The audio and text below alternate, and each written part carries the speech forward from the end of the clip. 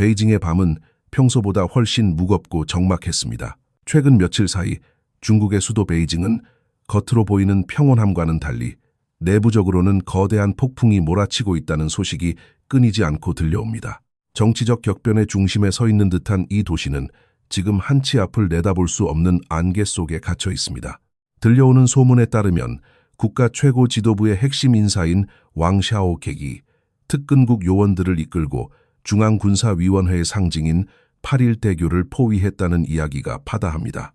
이는 단순한 보안 강화 차원을 넘어 군부의 핵심 수뇌부를 장악하려는 시도로 해석되며 베이징 전역을 충격에 빠뜨리고 있습니다.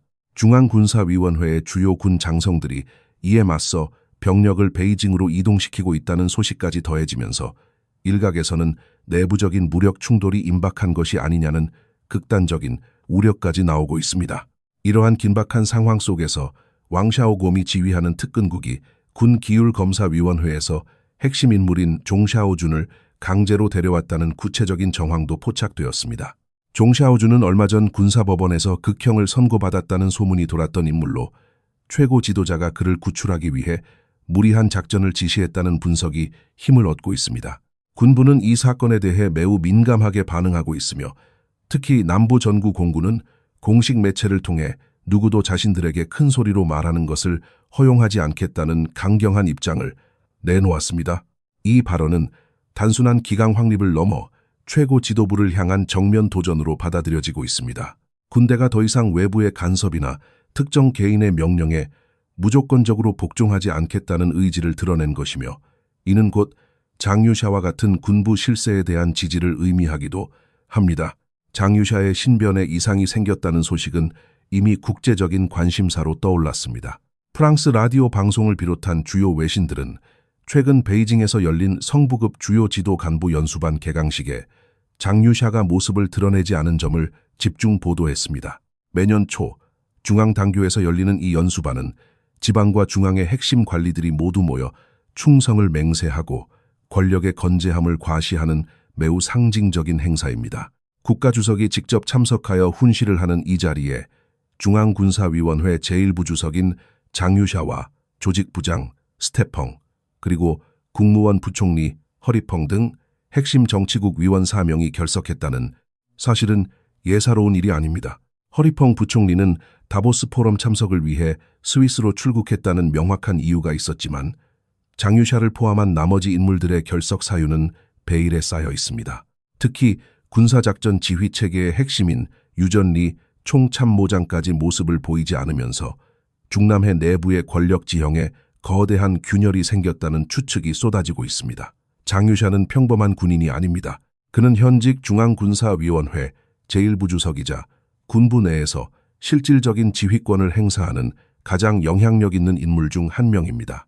그의 가문은 건국 초기부터 군부와 깊은 인연을 맺어왔으며 그 자신도 여러 정치적 격변기를 거치며 두터운 배경과 경력을 쌓아왔습니다.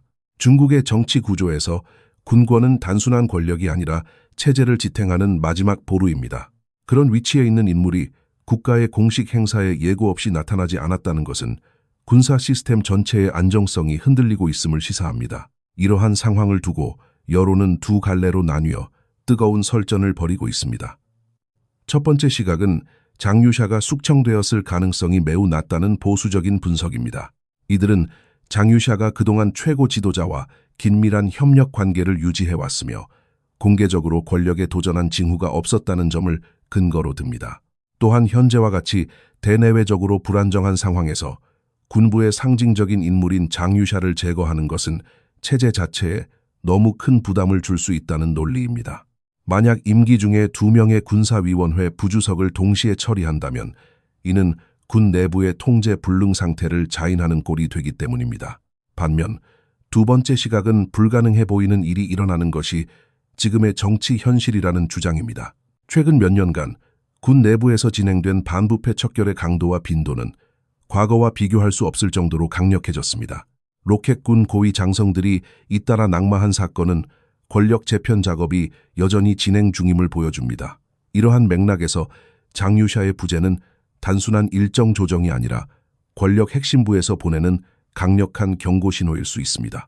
특히 장유샤가 회의에 참석하지 않기, 불과 며칠 전 베이징의 한 호텔에서 최고 지도부를 겨냥한 비밀 회의가 열렸다는 소문이 돌면서 분위기는 더욱 험악해졌습니다.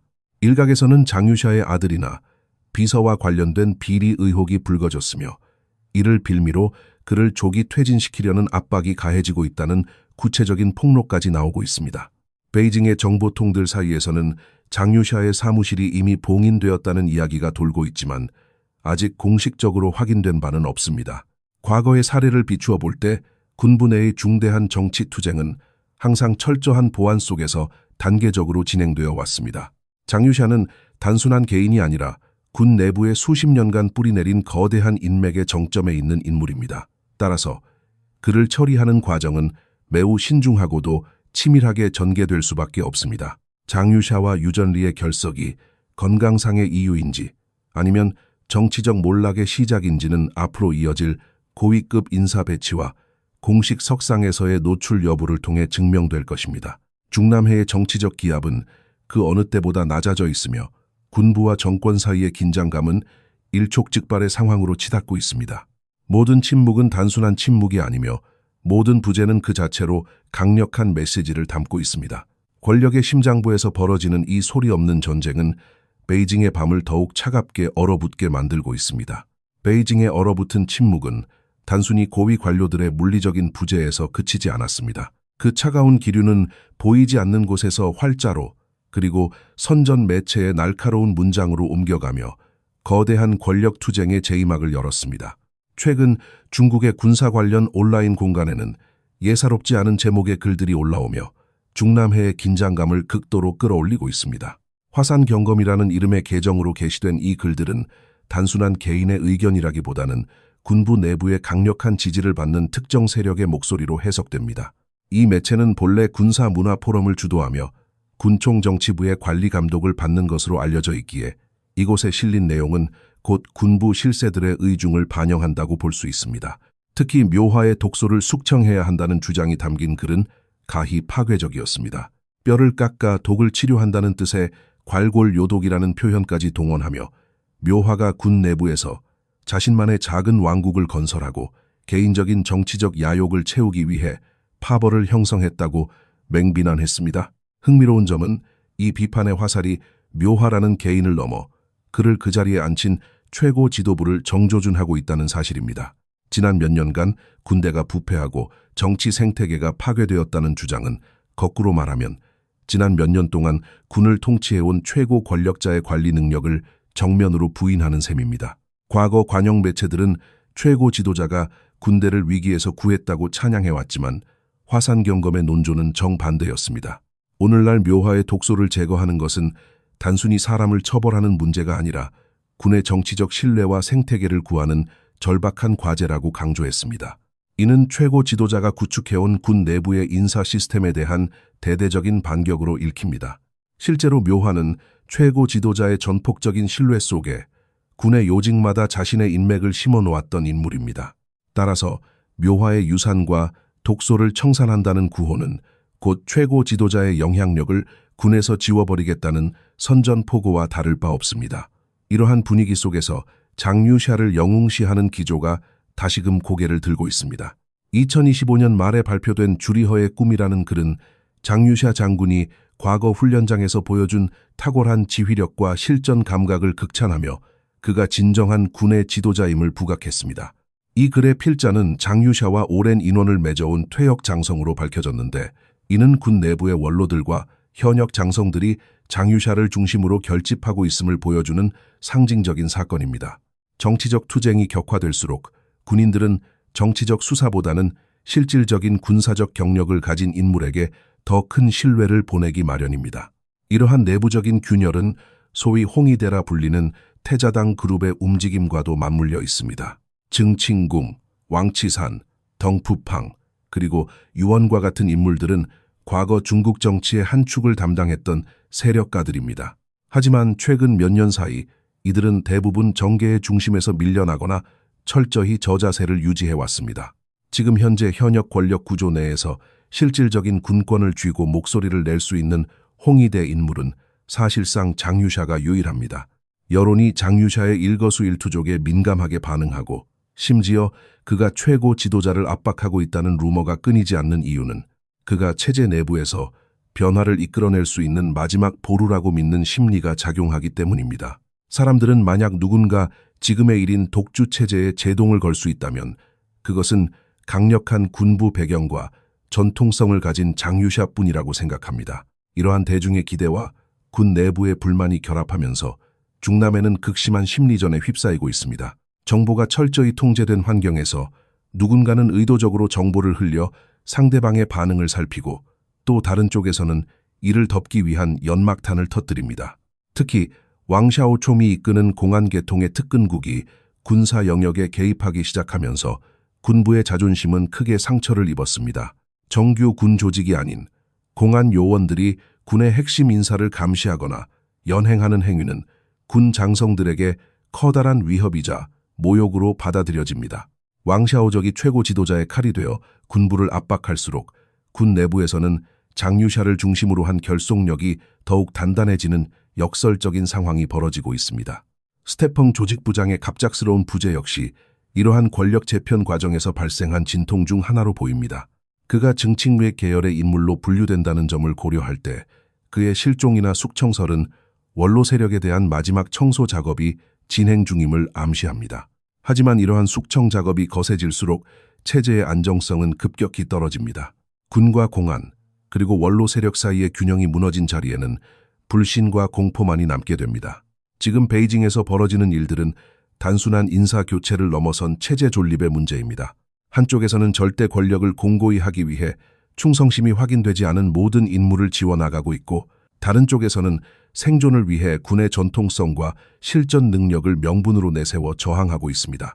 이 과정에서 발생하는 수많은 소문과 억측은 중국 정치의 불투명성을 적나라하게 보여줍니다. 장유샤가 정말로 위기에 처했는지 아니면 그가 반격의 기회를 잡았는지는 아직 단정할 수 없습니다. 그러나 한 가지 분명한 사실은 중남해의 권력 구조가 과거 어느 때보다 불안정한 상태에 놓여 있다는 점입니다. 이러한 정치적 혼란은 지도부의 눈과 귀를 가리고 국가가 직면한 더 큰 위기들을 외면하게 만듭니다. 권력의 중심부에서 벌어지는 이 치열한 암투가 정점으로 치닫는 동안 중국 사회의 근간을 이루는 인구 구조와 경제 지표들은 이미 회복 불가능한 수준으로 무너져 내리고 있었습니다. 정치적 승리가 곧 국가의 승리를 의미하지 않는 시대에 베이징의 권력자들은 자신들의 자리를 지키기 위한 투쟁에 매몰되어 정작 거대한 파국이 다가오는 소리를 듣지 못하고 있습니다. 베이징의 붉은 벽 안에서 소리 없는 권력 전쟁이 치열하게 전개되는 동안 정작 이 거대한 국가를 지탱하는 가장 근본적인 토양은 소리 없이 무너져 내리고 있었습니다. 권력자들은 누가 군권을 쥐고 누가 서열의 우위에 설 것인지에 몰두하고 있지만 정작 그들이 통치해야 할 국민의 숫자가 신기루처럼 사라지고 있다는 사실은 체제 존립을 뒤흔드는 더 큰 위협으로 다가오고 있습니다. 최근 중국 국가통계국이 발표한 자료에 따르면 2025년 한 해 동안 태어난 아이는 792만 명에 불과했습니다. 이는 중국 현대사에서 기록이 시작된 이래 가장 낮은 수치이며 국가가 인위적으로 통제할 수 없는 자연적인 쇠퇴의 시작을 알리는 경보음과도 같습니다. 하지만 더 충격적인 것은 공식적으로 발표된 14억 명이라는 인구 통계 자체가 거대한 허구일 수 있다는 내부 전문가들의 폭로입니다. 수십 년간 체제 내부에서 인구 통계를 연구해온 학자들은 실제 중국의 인구 규모가 이미 10억 명 아래로 추락했을 가능성이 크다고 조심스럽게 진단합니다. 1.4억 명이라는 상징적인 숫자는 국가의 위신을 지키기 위한 통계적 환상에 불과하다는 것입니다. 이러한 통계의 왜곡은 단순히 최근의 일이 아닙니다.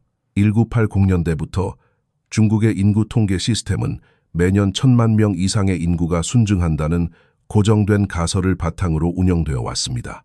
과거에는 이 가설이 현실과 어느 정도 부합했지만 1990년대 이후 사회 구조가 급격히 변하면서 상황은 완전히 달라졌습니다. 대규모 농민공들이 도시로 유입되고 교육 비용과 주거 비용이 폭등하면서 젊은 세대의 출산 의지는 벼랑 끝으로 내몰렸습니다. 그러나 국가의 통계 시스템은 이러한 현실의 단층을 반영하기보다는 누락된 신고를 기술적으로 보정한다는 명목 아래 숫자를 인위적으로 끌어올려 목표치에 맞추는 방식을 택했습니다.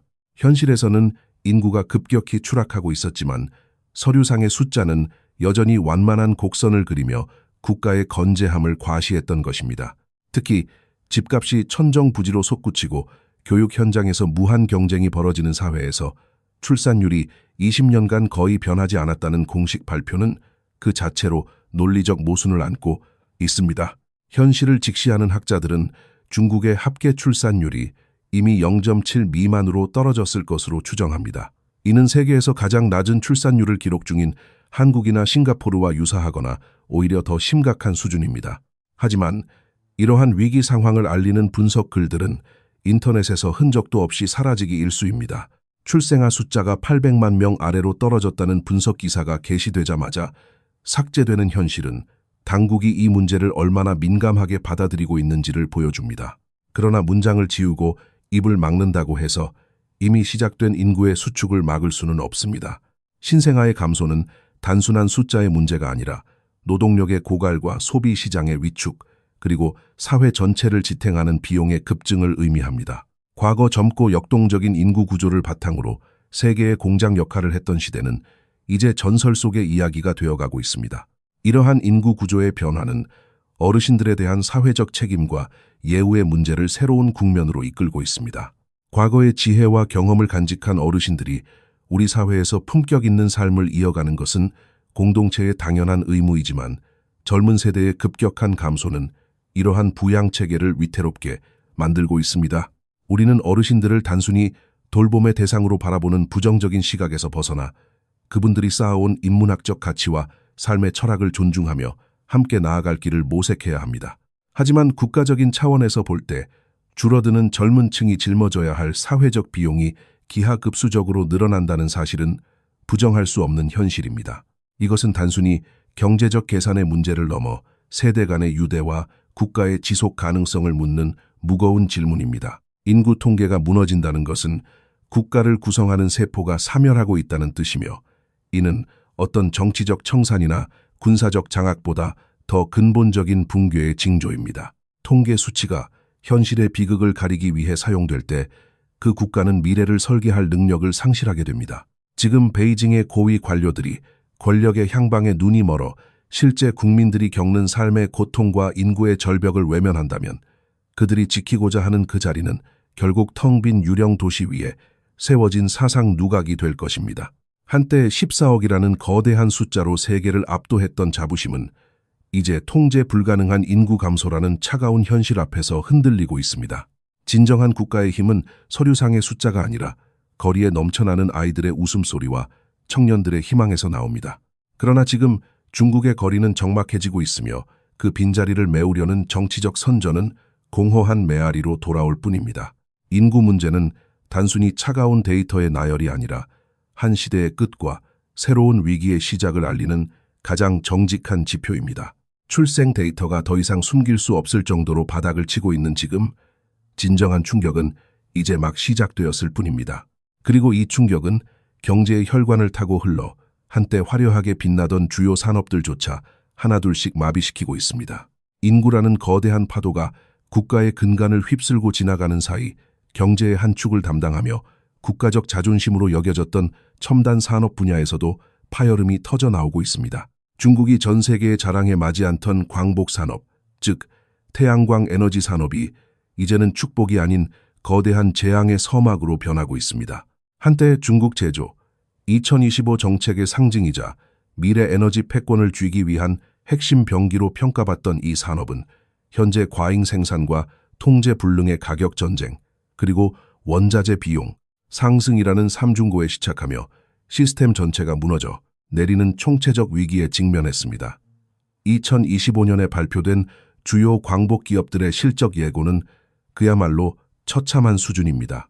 태양광 패널의 상류 공정부터 하류 부품에 이르기까지 공급망 전체가 집단적인 대규모 적자에 덜에 빠졌습니다. 주요 연구기관들의 분석에 따르면 중국 태양광 상장 기업들의 전체 손실 규모는 800억 위안을 훌쩍 넘어설 것으로 보입니다. 불과 3년 전만 해도 막대한 수익을 창출하던 황금알을 낳는 거위가 이제는 투자자들이 가장 기피하는 시한폭탄으로 전락한 셈입니다. 지난 1월 20일에 발표된 업계 선두주자 천하광릉의 실적 예고는 시장에 커다란 충격을 주었습니다. 이 기업은 한 해 동안 최소 65억 위안에서 최대 75억 위안에 달하는 천문학적인 손실을 기록할 것으로 예상됩니다. 하지만 이는 빙산의 일각에 불과합니다. 융기 그린 에너지나 금호과기 같은 업계의 거물들을 포함한 핵심 기업 9개사의 합산 적자만 해도 이미 400억 위안을 넘어섰습니다. 아직 실적을 공개하지 않은 기업들까지 합산한다면 전체 산업이 입은 타격은 상상을 초월할 것입니다. 더욱 심각한 점은 기술력과 규모의 경제를 갖춘 선두 기업들조차 이러한 환경에서 스스로를 지탱할 힘을 잃어가고 있다는 사실입니다. 과거 다결정 실리콘 가격이 폭등하며 가장 풍부한 이익을 누렸던 상류 부문 기업들인 통이주식이나 TCL 중환 역시 수십억 위안대의 적자를 면치 못하고 있습니다. 불과 몇 년 사이에 벌어진 이 극단적인 번영과 붕괴의 순환은 중국식 산업 정책이 가진 치명적인 약점을 그대로 드러내고 있습니다. 산업 전문가들은 현재 중국 광복 산업의 여러 단계에서 과잉 생산율이 60%에서 90%에 달한다고 분석합니다. 이는 건강한 산업 생태계가 감당할 수 있는 수준을 이미 아득히 넘어선 수치입니다. 공급이 수요를 압도하면서 기업들은 살아남기 위해 제살 깎아먹기식의 저가 수주 전쟁을 벌이고 있습니다. 많은 기업이 현재의 판매 가격이 이미 현금 원가에도 못 미친다고 토로하고 있습니다. 즉, 물건을 하나 팔 때마다 실제로 돈을 잃고 있는 구조임에도 불구하고 시장 점유율을 유지하기 위해 이 고통스러운 전쟁을 멈추지 못하고 있는 것입니다. 더 치명적인 사실은 이러한 가격 전쟁이 단기간에 끝날 기미가 보이지 않는다는 점입니다. 효율적인 구조조정 기제나 파산 절차가 제대로 작동하지 않는 상황에서 행정적 보조금에 의지해 버티는 기업들이 시장을 계속해서 왜곡하고 있기 때문입니다. 여기에 설상가상으로 국제무역 환경은 더욱 악화하고 있습니다. 미국과 유럽연합은 중국산 태양광 제품에 대해 반보조금 및 반덤핑 관세를 부과하며 장벽을 높이고 있습니다. 과거에는 내수 시장의 과잉 생산분을 수출로 해결할 수 있었지만 이제는 그 출로마저 막혀버린 상황입니다. 많은 전문가가 중국의 태양광 산업이 인쇄기에서 지뢰밭으로 변했다고 비유하는 이유가 여기에 있습니다. 이것은 단순히 산업 주기의 하락이 아니라 정부가 시장의 실제 수요를 무시한 채 보조금과 행정적 압박으로 공급만 기형적으로 늘린 결과입니다. 이제 문제는 누가 더 많은 돈을 버느냐가 아니라 누가 마지막까지 살아남느냐 혹은 산업 전체가 완전히 붕괴하지 않고 버틸 수 있느냐의 생존 문제로 귀결되었습니다. 우리는 베이징의 권력 암투와 인구 구조의 붕괴, 그리고 핵심 산업의 몰락이라는 세 가지 거대한 흐름을 함께 살펴보았습니다. 이 모든 현상은 서로 별개의 사건처럼 보이지만 사실은 하나의 거대한 뿌리에서 뻗어나온 가지들입니다. 권력이 한 곳으로 집중되고 현장의 목소리와 시장의 논리가 무시될 때 국가라는 시스템은 내부적으로 부패하고 외부적으로는 경직됩니다. 장유샤와 같은 군부 실세들의 부재가 낳은 정치적 불확실성은 경제 주체들의 불안을 가중하고 이는 다시 출산 기피와 소비 위축이라는 사회적 재앙으로 연결됩니다. 국가가 발표하는 화려한 숫자와 선전 문구 뒤에는 이처럼 차가운 현실이 도사리고 있습니다. 정치는 군대의 총구에서 나오지만 그 군대를 움직이는 힘은 결국 국민의 삶과 경제의 활력에서 나온다는 사실을 우리는 잊지 말아야 합니다. 지금 중국은 거대한 전환점 앞에 서 있습니다. 중남해의 붉은 담장 안에서 벌어지는 그들만의 리그가 국가의 미래를 결정하는 것이 아니라 거리에서 살아가는 평범한 사람들의 민심과 현실적인 경제 지표들이 결국 진실을 말해줄 것입니다. 민의가 곧 진실이며 민심이 곧 힘이라는 말은 역사 속에서 수없이 증명된 진리입니다. 베이징의 밤이 아무리 깊고 정치적 압력이 아무리 무거워도 진실의 목소리를 영원히 가둘 수는 없습니다. 오늘 우리가 나눈 이 이야기들이 단순히 멀리 있는 다른 나라의 이야기가 아니라 우리 시대의 거대한 변화를 읽어내는 중요한 단초가 되기를 바랍니다. 여러분은 현재 베이징에서 벌어지는 일련의 사건들과 중국의 경제적 위기에 대해 어떻게 생각하시나요? 특히 인구와 산업의 붕괴가 동북아시아와 세계 경제에 어떤 영향을 미칠지에 대해 여러분의 소중한 의견을 댓글로 들려주십시오. 우리는 더 나은 미래를 위해 끊임없이 질문하고 진실을 찾아야 합니다. 오늘 준비한 소식은 여기까지입니다. 긴 시간 함께 해주신 여러분께 깊은 감사를 드립니다. 다음에 더 깊이 있고 통찰력 있는 분석으로 다시 찾아뵙겠습니다. 여러분의 삶에 늘 평안과 지혜가 가득하시길 기원합니다.